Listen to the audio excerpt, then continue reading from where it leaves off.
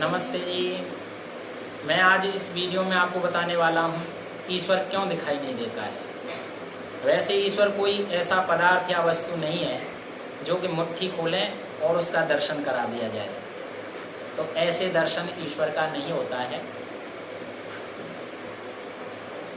तो एक कारण होता है ईश्वर दिखाई न देने का कि कोई वस्तु अति निकट होती है या पदार्थ अति निकट होता है तो वह हमें दिखाई नहीं देता। ऐसे ही ईश्वर भी हमारे अति निकट है, इसलिए वह ईश्वर हमें दिखाई नहीं देता है।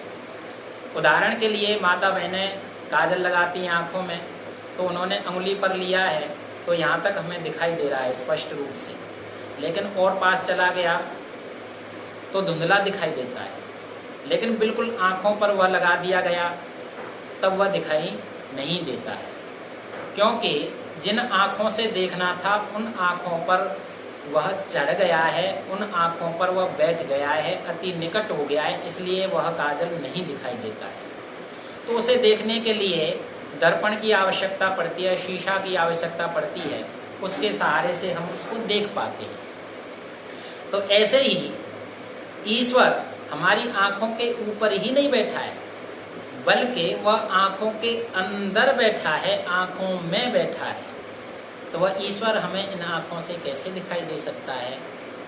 तो ईश्वर इस कारण से भी, अति निकट होने से भी हमें दिखाई नहीं देता है। दूसरा कारण, कोई वस्तु अति दूर होती है, अर्थात हमारी दृष्टि जहाँ तक नहीं पहुँच सकती उससे आगे कोई वस्तु पदार्थ है तो भी हमें दिखाई नहीं देता है। ऐसे ही ईश्वर जहाँ तक हमारी दृष्टि पहुँचती है उससे भी आगे है, इसलिए भी ईश्वर हमें दिखाई नहीं देता है। तीसरा कारण, हमारी दृष्टि दूर तक पहुँचती तो है, लेकिन जहाँ तक पहुँचती है उसके बीच में कोई आवरण आ जाए तब भी वह वस्तु पदार्थ हमें दिखाई नहीं देता है। जैसे उदाहरण के लिए बेटा आर्यन बैठा है, आपको इसका चेहरा दिखाई दे रहा है, लेकिन मैं आवरण कर देता हूँ, पर्दा कर देता हूँ, अब आपको इसका चेहरा दिखाई नहीं दे रहा है। हटा लिया, अब दिखाई दे रहा है। तो यदि हमारी दृष्टि के बीच में आवरण आ जाता है, पर्दा आ जाता है, तब भी कोई वस्तु पदार्थ हमें दिखाई नहीं देता है। ऐसे ही हमारी ज्ञान रूपी दृष्टि के मध्य में अविद्या रूपी आवरण आ जाता है, तब भी ईश्वर हमें दिखाई नहीं देता है। इसलिए ज्ञान रूपी दर्पण की आवश्यकता होती है हमें ईश्वर को देखने के लिए।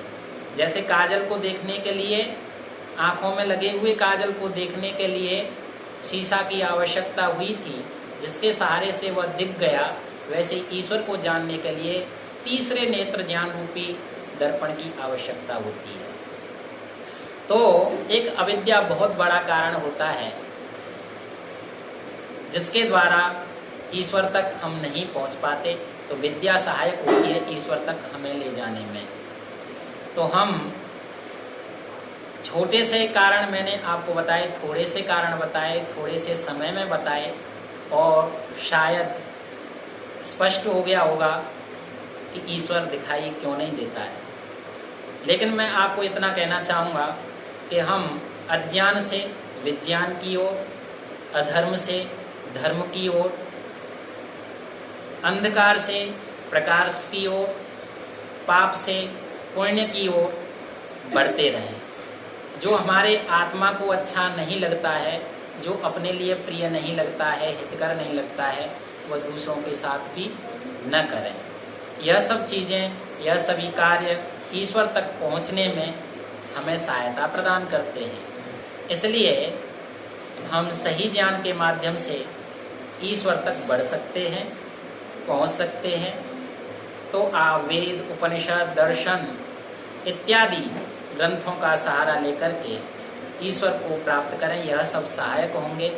अच्छे विद्वान गुरु की शरण में जाएं, अपनी शंकाओं का समाधान करें, तो इस तथ्य को, इस ज्ञान को दूसरों तक भी पहुंचाएं, जिससे सब लोग लाभान्वित हो सकें। तो इस वीडियो को लाइक करें, शेयर करें और सभी तक इस जानकारी को पहुंचाएं। धन्यवाद। नमस्ते।